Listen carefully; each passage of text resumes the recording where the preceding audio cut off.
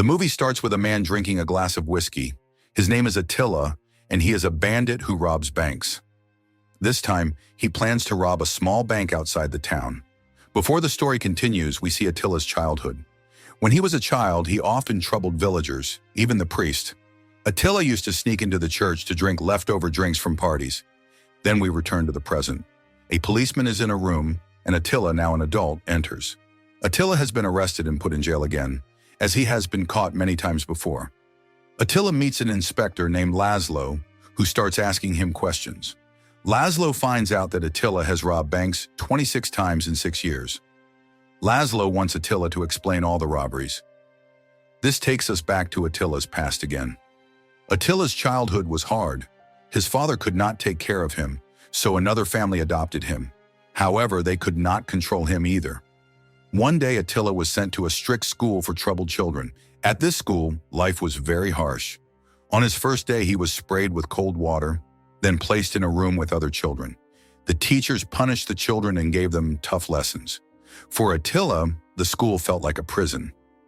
Back in the present, Attila tells Laszlo about his sad childhood, but Laszlo says that these stories cannot reduce his sentence. The story goes back to Attila's past again. During his time at the school, Attila was trained as a soldier. He learned how to shoot and became very good at it. Later, he worked as a prison guard. One day, he saw 2 prisoners trying to escape. He caught them but could not bring himself to shoot them. Other officers shot the prisoners instead.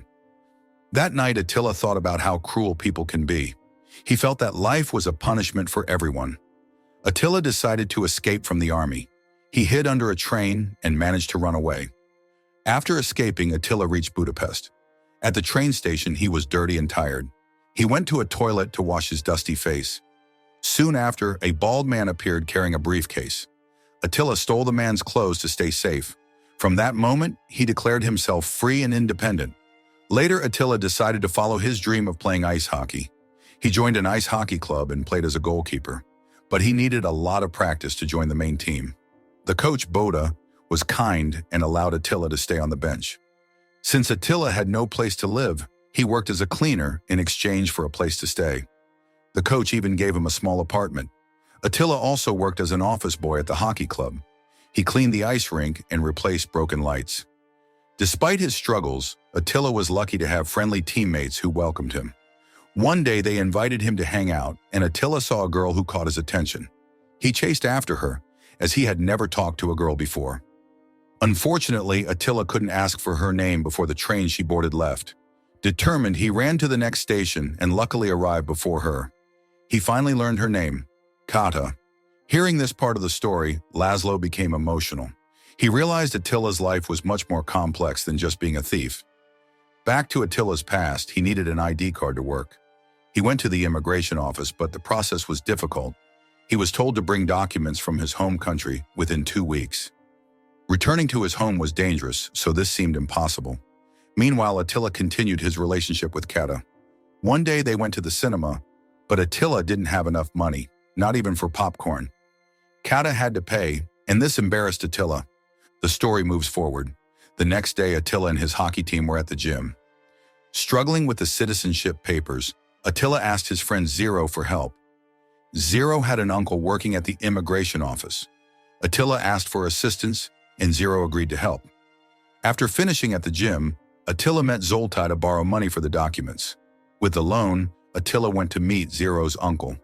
Attila gave the facilitation money and a passport photo to Zero's uncle, but it wasn't enough. Attila didn't have any more money. Luckily, Zero's uncle was kind and promised to try to help. After hockey practice, Attila went home and heard that a dictator in Europe had died.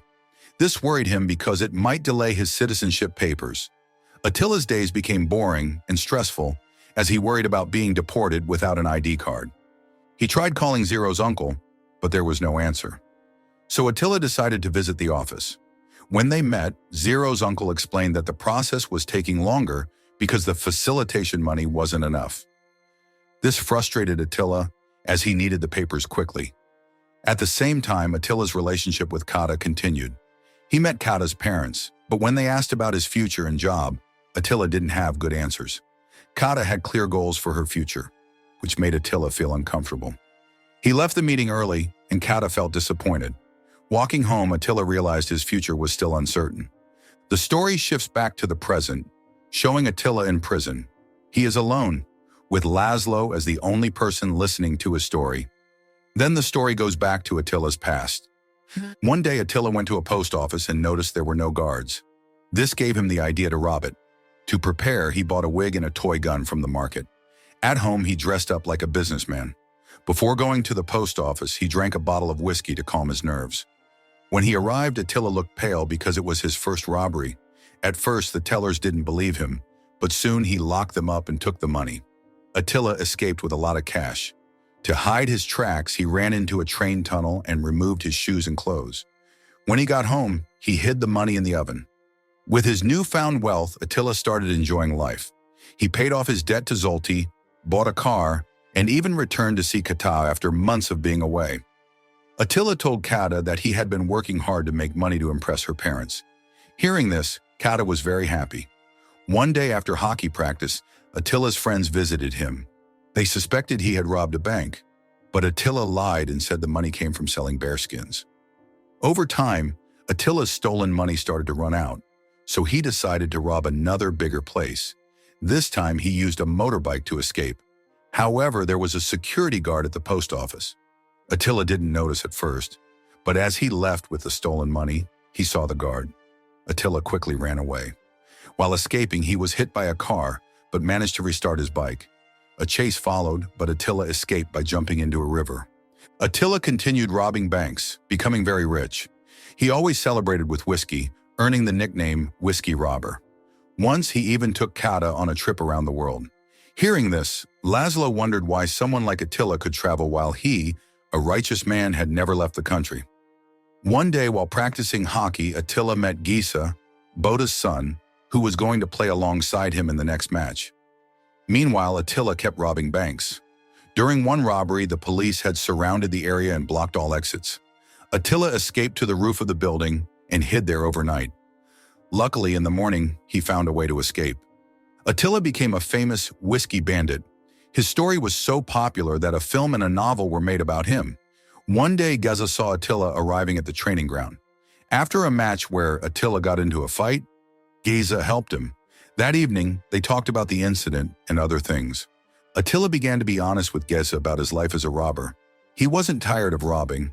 Instead, he was planning an even bigger robbery and needed Geza's help. Geza agreed to join because he admired Attila, who was seen as a hero by many people. The two then planned a big robbery at a bank. Geza was assigned to guard the exit and handle the security guard, while Attila broke into the safe to take the money. Attila always carried a bottle of whiskey as his trademark. After a successful robbery, he and Geza celebrated that evening. However, one day after hockey practice, Attila saw Geza joking about a robbery. Attila quickly dragged him outside and gave him a serious warning not to talk about such things. The next day, Attila began to feel uneasy, always living in fear of being caught. Despite this, Attila and Geza planned another robbery at a Hungarian bank. After checking the bank, they started their plan. At first, everything went smoothly, but a security guard locked the safe from the inside, so they couldn't take much money. Things got worse when the bank workers realized what was happening. As Attila and Geza tried to escape, the workers chased them. Attila and Geza split up. Attila had to steal a car to get away. The police started chasing him, and Attila hit another car.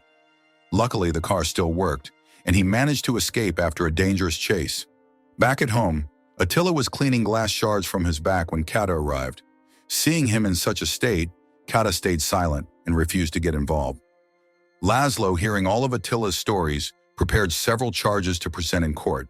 Attila felt betrayed and accused Laszlo of framing him. Back to Attila and Geza. After the failed robbery, they met again to plan another heist. This time, Attila made an alternate plan. If one of them was caught, they must stay silent for at least 3 hours to give the other time to escape. Geza agreed. They planned a robbery at another Hungarian bank. Attila told Geza to lock the entrance and hold the hostages in one room, while Attila took the money from the safe. The robbery was going as planned until they suddenly heard police sirens. Attila and Geza forgot that the door was locked. Attila was forced to shoot the glass door to escape. Unfortunately, while Attila got away, Geza was caught by the police. Remembering his promise, Geza stayed silent for 3 hours during his interrogation, even though he was beaten. Meanwhile, Attila was trying to figure out how to save him. However, Geza slipped up and asked for the time, making Laszlo suspicious. Laszlo moved Geza to a room where the clock had been sped up. Thinking 3 hours had already passed, Geza revealed Attila's identity. Soon after, the police found Attila at the border and arrested him. His escape was over. Sometime later, Kata visited Attila in prison. However, she had started a relationship with another man, and the money Attila had saved for her was gone. Attila was left completely alone. Laszlo, on the other hand, felt stressed from working on Attila's case. He had spent so much time on it that he neglected his family. Back in his cell, Attila decided to take action. He smuggled cables from Laszlo's room and attempted to escape. He managed to sneak through several rooms and tried to climb out of a window. However, the police discovered him, and a SWAT team was sent to stop him. That night, Attila was caught and returned to his cell. In the end, after serving 12 years in prison, Attila was released. Now free, he became a merchant, a skill he had learned while in prison. If you want interesting movie recaps, like, share, and subscribe to follow us for more movie recaps.